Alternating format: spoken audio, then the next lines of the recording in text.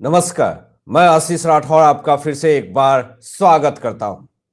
राज्य में जिसकी सत्ता हो और वही सत्ता का दुरुपयोग करे तो समझ लें आप कि राज्य की क्या दुर्दशा होगी।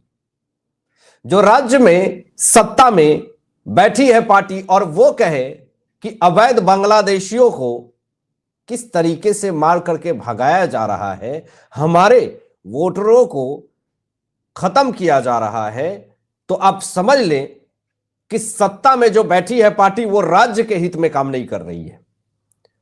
और अभी जो बड़ी खबर आ रही है कि जो दिल्ली में जितने भी अवैध घुसपैठिए हैं, बांग्लादेशी हैं, उस पर बड़ी कार्रवाई हो रही है। तेजी से हिरासत में उनको लिया जा रहा है। किस तरीके से अमित शाह जी ने सारे फर्जी वोटर आईडी बनाने वाले और जो अवैध घुसपैठिए हैं उनकी बखिया कैसे उधेड़ी जा रही है, ये पूरी खबर आपको बताते हैं। और इससे आम आदमी पार्टी सरकार कैसे दिल्ली विधानसभा चुनाव में बहुत बुरी तरीके से हारने वाली है, ये भी आपको बताएंगे। लेकिन सबसे पहले बता दें कि यहां पे अमित शाह जी का बहुत ही तगड़ा हंटर चला है दिल्ली में, और केंद्र सरकार की तरफ से ऐसे फैसले लिए गए हैं जिससे कि अरविंद केजरीवाल की पूरी हेकड़ी निकल गई है। अमित शाह जी ने साफ तौर पे सीधे अक्षरों में एक बड़ा बयान दे दिया है, और वो बयान है कि जितने भी अवैध घुसपैठिए रोहिंग्या बांग्लादेशी हैं दिल्ली में, उन्हें हिरासत में लेकर के उनके जगह पर भेजा जाए। तो ये बड़ा एक एक्शन आप समझ सकते हैं कि 2025 दिल्ली विधानसभा चुनाव से पहले अमित शाह जी का ये एक बहुत बड़ा आदेश। आपको बता दें कि अवैध घुसपैठिए को लेकर के 2 घंटे से दिल्ली में लंबी मीटिंग चल रही है और अब एक्शन मोड में है पूरी तरीके से दिल्ली पुलिस, और खबरें भी आने लगी। जरा देखिए दोस्तों, यहां पे दिल्ली में चुनाव से पहले बांग्लादेशी के जो वोटर कार्ड फर्जी नकली बना रहे थे और बताए जाते हैं कि ये आम आदमी पार्टी के सारे वोटर्स हैं, उसमें दिल्ली पुलिस ने बड़ा एक्शन लिया है और बांग्लादेशियों के पूरी तरीके से वोटर कार्ड बनाए जा रहे थे, जिसमें अभी 11 लोगों की गिरफ्तारी हुई है। अभी 11 तक ही नहीं मामला है दोस्तों, आगे आगे बताएंगे आपको। लेकिन अभी जो फर्जी वोटर आईडी बना रहे थे, फर्जी कार्ड बना करके उनको अवैध रूप से दिल्ली में स्थापित कर रहे थे, उसमें एक गिरोह का पर्दाफाश हुआ है जिसमें बताया जा रहा है कि वो सारे अवैध रोहिंग्या बांग्लादेशी हैं जिनको गिरफ्तार किया गया है।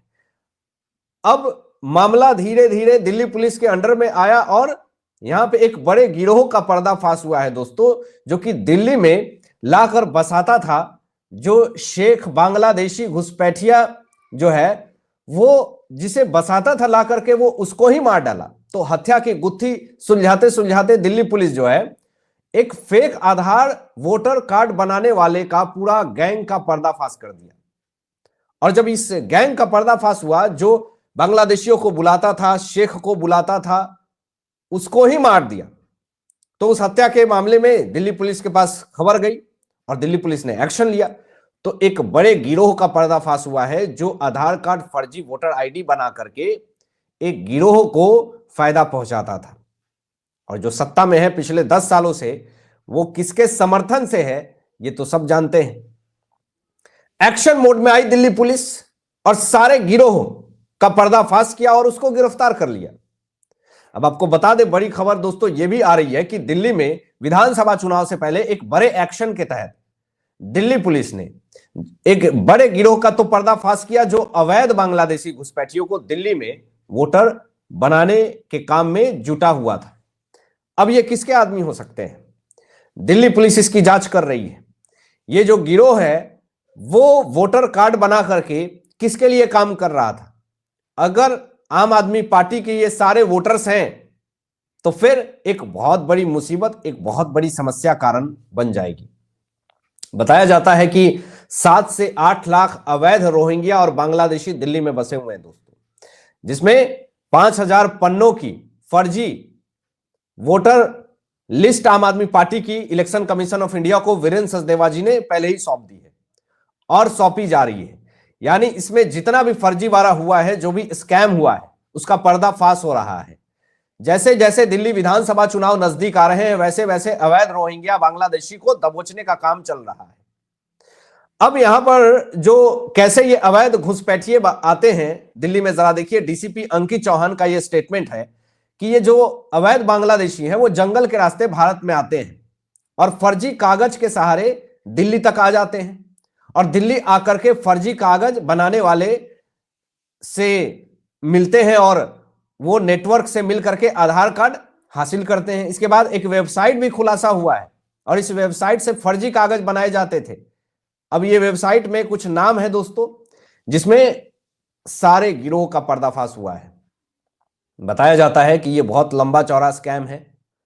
लाखों में अवैध घुसपैठिए को लाए गए हैं दिल्ली में और जब गिरोह का पर्दाफाश हो गया है, दिल्ली पुलिस ने गिरोह का पर्दाफाश कर लिया है, तो लाखों लोग इसमें नप जाएंगे और उनको अपने जगह पे भेज दिया जाएगा। इससे नुकसान किसको होगा? आम आदमी पार्टी के फर्जी वोटर्स का, जो अवैध रोहिंग्या बांग्लादेशियों को वोटर कार्ड बना करके वोट लेते थे। यहां पे देखिए पुलिस अधिकारी ने यह भी कहा कि एक महिला ने भारत में आकर के अपना वोटर कार्ड भी बनवा लिया था। बताइए। और ये जितने अवैध घुसपैठिए होते हैं दोस्तों, ये क्या करते हैं? ये कबाड़ बीनने से लेकर के फैक्ट्रियों में काम करते हैं। ये पूछताछ में बड़ा खुलासा हुआ है। अब आप सोच लीजिए कि कितने बड़े लेवल पे आम आदमी पार्टी स्कैम कर रही है। और संजय सिंह कहते हैं कि बीजेपी जो है वो पूर्वांचलियों को रोहिंग्या और बांग्लादेशी कह रहे हैं कि सेंट्रल गवर्नमेंट के अंडर में आता है सीमा। ठीक है, सीमा आता है, लेकिन 10 साल से किसकी सरकार है? और इस 10 साल में जब आपकी सरकार दिल्ली में बनी तब से तेजी से रोहिंग्या और बांग्लादेशी अवैध घुसपैठिए बसने लगे। उसके पहले भी बसते थे, लेकिन सेंट्रल गवर्नमेंट तो एक्शन मोड में है। उसी गलती को तो सुधारने का काम कर रही है सेंट्रल गवर्नमेंट। तो फिर मिर्च क्यों लग रही है? तकलीफें क्यों हो रही है? यह सबसे बड़ा सवाल है। इसमें बताया जा रहा है दोस्तों कि बहुत जल्द एक और बड़े गिरोह का पर्दाफाश होने वाला है, जिसका राजनीति एंगल भी आएगा सामने, राजनीति लिंक भी सामने आएगा, जो गिरोह से मिलकर के अपने पार्टी में फर्जी वोटर कार्ड, वोटर आईडी बनवाता था। अब बड़ी खबर यह भी है कि अनुराग ठाकुर ने एक बहुत बड़ा स्टेटमेंट दे दिया है। इन्होंने कहा कि जितना गुलाब जामुन में गुलाब और जामुन होता है उतना ही आम आदमी पार्टी में आम है। कहने का मतलब दोस्तों, कहने के लिए गुलाब जामुन होता है। क्या गुलाब जामुन में गुलाब और जामुन होता है? मिठाई में, उस गुलाब जामुन में आपने तो कभी नहीं देखा होगा कि इसमें गुलाब भी है, जामुन भी है। उसी तरीके से आम आदमी पार्टी में आम कहीं नहीं दिखेगा, कोई भी आम आदमी नहीं है उसमें, सारे खास हैं। आगे अनुराग ठाकुर ये भी स्टेटमेंट देते हैं कि ये आम नहीं खास लोगों की सरकार है, जिसमें 10 साल में दिल्ली तो बेहाल हो गई मगर आम आदमी पार्टी के नेता मालामाल हो गए। एक ऐसी पार्टी जो कहती रही कि हम आम आदमी हैं, लेकिन ये आम आदमी नहीं खास आदमी बन करके ये अपने आप को दिखाते थे कि हम तो साधारण हैं, लेकिन इनके पार्टी के नेता मालामाल हो गए। लेकिन आरोप क्या लगा रहे हैं अरविंद केजरीवाल, जरा ये भी देखिए। इनको पता है कि हमारी दिल्ली में सरकार अब बननी नहीं है, तो ये सीधा साधा आरोप लगा रहे हैं कि इन लोगों ने मेरी विधानसभा में अभी से वोट खरीदने का काम शुरू कर दिया है। खुलेआम 1000 रुपए प्रति वोट कैश दे रहे हैं। दोस्तों, इलेक्शन कमीशन ऑफ इंडिया ने पहले भी ये स्टेटमेंट दे रखा है कि जो भी वोट खरीदते हुए या फिर वोटर्स को पैसे देते हुए पकड़े जाएंगे, कोर्ट से भी आदेश है, वो गिरफ्तार होगा। लेकिन अरविंद केजरीवाल ये जो आरोप लगा रहे हैं कि 1000 रुपए देकर के, कैश देकर के हमारे वोटर्स को खरीदे जा रहे हैं, तो फिर इनको सबूत पेश करने चाहिए, कोर्ट में जाना चाहिए, इलेक्शन कमीशन ऑफ इंडिया के पास जाना चाहिए। अगर आपके वोटर्स को पैसे दिए जा रहे हैं तो वोटर्स जो है आपके नहीं है, यानी आपके वोटर्स इतने कमजोर हैं कि पैसे देने पे वो मुकर जा रहे हैं, सवाल ये है।